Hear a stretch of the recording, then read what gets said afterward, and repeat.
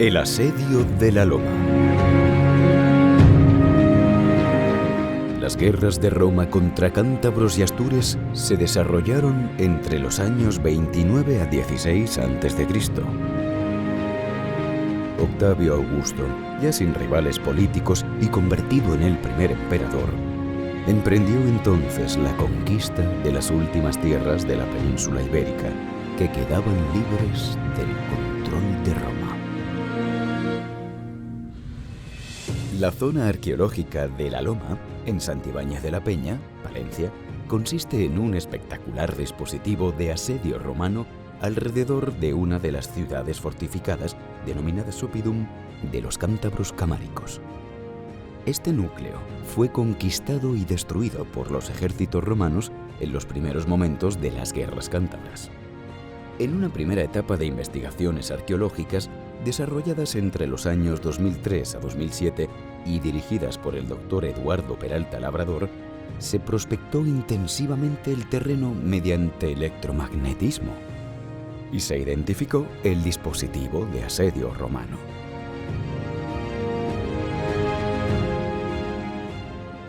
Se recuperaron cientos, miles de piezas de material militar, tanto armas de mano como flechas, proyectiles de artillería, tachuelas de sandalia y otros restos típicos del equipo personal de los legionarios y de sus tiendas de campaña.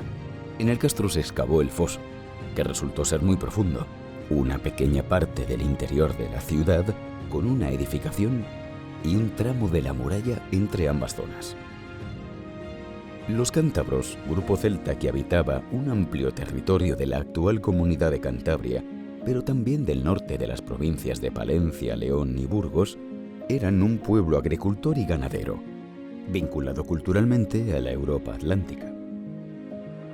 La guerra era un elemento fundamental en su ideología, en su organización social y en su identidad colectiva. Y es que tanto los hombres como las mujeres eran educados ya desde niños por y para ella. El castro de la Loma fue rodeado totalmente por los atacantes romanos. El cerco construido se apoyaba en un campamento principal llamado Castra Aestiva y en varios fortines y campamentos secundarios, de los cuales han sido localizados 2 castella. Las distintas posiciones estarían unidas entre ellas por un campo atrincherado formado por terraplenes de tierra con empalizadas y fosos. Mediante prospección electromagnética se detectó que la mayor cantidad de flechas y proyectiles romanos se concentraba en la ladera del noreste, lo que indicaba que el Oppidum indígena pudo haber sido atacado y tomado al asalto por esta zona. Desde el año 2017 se han retomado las campañas arqueológicas en La Loma, siendo directores en ellas los doctores Eduardo Peralta, Jesús Francisco Torres Martínez y Santiago David Domínguez Solera. Los trabajos se han centrado en completar la excavación de la muralla del extremo noreste del castro. La muralla es una obra de piedra en seco en la que se aprecia una primera fase de perímetro defensivo, tal vez iniciada en la primera Edad del Hierro, y una ampliación en la segunda Edad del Hierro. Se atestigua así un proceso de desarrollo social y económico de este núcleo anterior a su destrucción. Las defensas de la ciudad fortificada se construyeron progresivamente mediante módulos con esquinas redondeadas, adosados unos a otros y que formaron una obra de fortificación masiva, aterrazada y que estaba dotada de fortificaciones y bastiones en los puntos más estratégicos. Las últimas excavaciones han servido para averiguar por qué los romanos atacaron el castro por su extremo noroeste, pese a la presencia de un profundísimo foso y un verdadero bastión o gran torre. Por aquí pasaba, frente al campamento principal de los romanos, uno de los caminos de acceso a la ciudad fortificada y que desembocaba en una de sus puertas. Antes de acercarse a la puerta, los legionarios romanos y sus auxiliares batieron los adarves de las murallas para neutralizar a sus defensores mediante abrumadoras y reiteradas lluvias de flechas.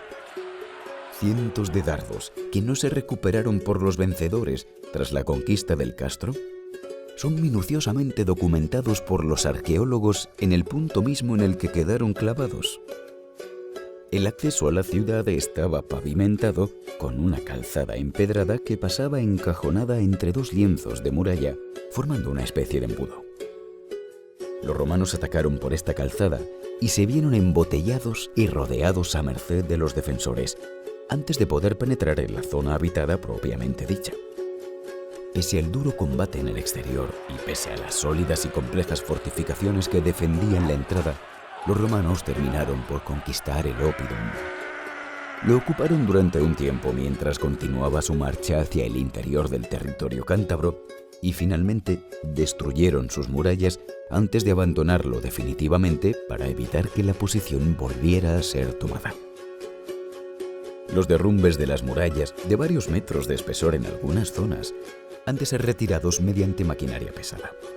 Estos escombros han mantenido excelentemente preservado, casi fosilizado, el momento de la conquista y la destrucción del castro.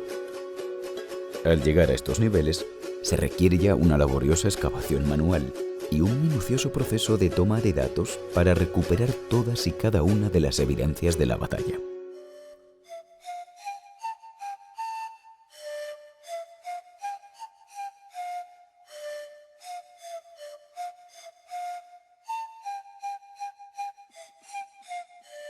Todos los objetos recuperados se llevan al laboratorio para ser limpiados, descritos y fotografiados individualmente, y se sitúan en planos convencionales y tridimensionales. Todas las evidencias se cuantifican, son inventariadas y se empaquetan para su entrega al Museo Arqueológico de Palencia.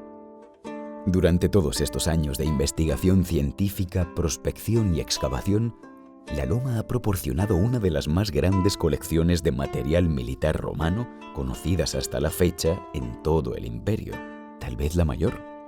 También se han podido estudiar grandes cantidades de restos de fauna y de cerámica procedentes de las calles y casas del castro, de gran valor a la hora de explicar cómo era la vida de las gentes que lo habitaron. El trabajo prosigue posteriormente con la confección de láminas y la redacción de informes administrativos, pero el trabajo no debe acabar aquí. Se han publicado artículos científicos y divulgativos, libros y guías, se ha elaborado un espacio web sobre este área arqueológica, se han impartido charlas y conferencias y se han concedido entrevistas en prensa y televisión. También se ha iniciado el proceso de musealización de los restos para hacer visitable este complejo arqueológico. Tareas todas inexcusables y necesarias para dar a conocer adecuadamente y a todos los niveles posibles esta verdadera joya arqueológica, un caso único hasta el momento, de indiscutible y probado valor científico, patrimonial y turístico.